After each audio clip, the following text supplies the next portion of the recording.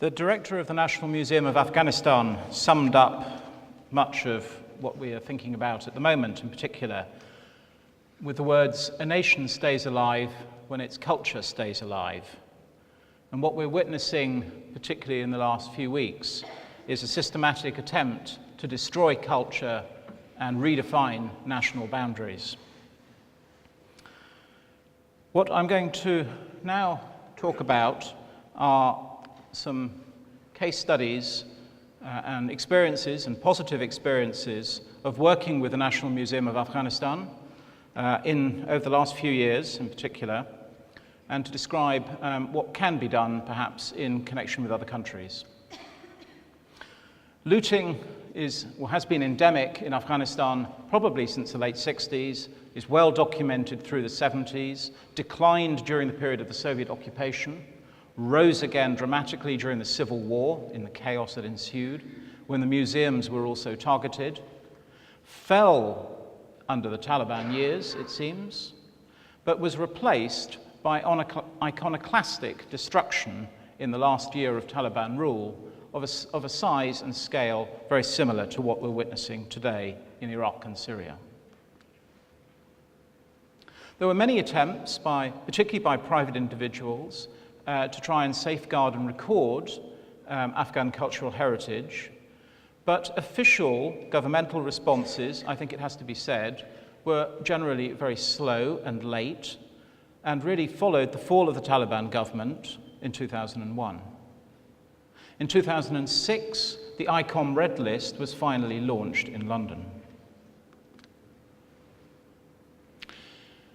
Turning to a sister institution of this, on the occasion of an exhibition at the British Museum in 2011, there was the opportunity to sign an official memorandum of understanding between the relevant directors of the British Museum and the National Museum in Kabul, and to formalize our intent to work very closely together on the issue of stolen cultural heritage, whether it be from museums in Afghanistan or from archaeological sites. So I'll run through 3 case studies, because I know we've only got a few minutes. The first case study revolved around a group of 20 of the famous Bagram ivories, lost from the museum in Kabul during the Civil War, disappeared onto the black market, tracked down by a private individual, reacquired for the museum in Kabul with the blessing of that museum, conserved and analysed by us at the museum in London, and returned by us to Kabul. And at the end of last year, we were very pleased to announce and present in Kabul the full publication of the work we did with our colleagues there. The second case study revolves around another famous object, the largest piece of Gandharan sculpture from the museum in Kabul, which was taken one night from open display there during the Civil War, disappeared across borders into a country that is not a signatory of UNESCO, into a private collection. Its whereabouts was communicated through us to the director of the National Museum in Kabul, who gave the go-ahead for it to be acquired by any means necessary. It lay beyond the power of law or UNESCO, and so a private individual did something which is often frowned on. He went and bought it because the owner would not give it back and could not be compelled to give it back. He went and bought it, and he re-imported it into Britain. It was taken from the airport straight to our museum, where it was inspected by curators from Kabul, verified. It still had its museum number on, I have to say.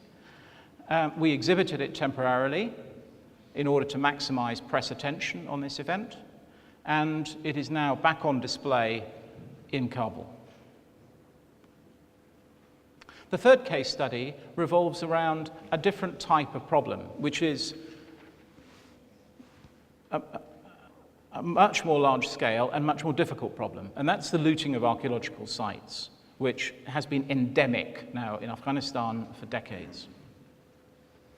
Now, over the years, in the last decade and a half, thousands of objects which we believe in the British Museum to originate in Afghanistan have been seized by UK Border Force with the assistance of particularly Vernon's team at the Art and Antiques Unit of the Met and the HMRC. We've catalogued them and we have returned them to Kabul as two great big consignments of objects. This process has involved a lot of people. It's involved a lot of organizations, including NGOs and the Red Cross. And it's involved the British Armed Forces also in returning large quantities of material in a safe way.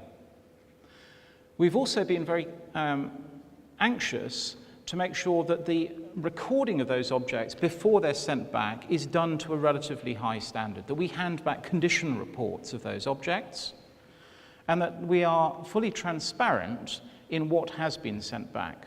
And this is again from the wishes of Kabul, who have given us the green light to publish a full catalogue of what we've sent. So that is my last closing slide, showing the Buddha from Sarai Kuja back on display, beautiful display in Kabul, and the press release on the 5th of August 2012, when you can see some of the Bagram ivories and looted pieces going on display in Kabul. So clearly there are lessons to be learnt from working together, and I'm talking museum to museum, organization to organization, across international boundaries, and involving private individuals and the trade as well, to identify, catalogue, and where possible repatriate pieces to countries of origin. Thank you.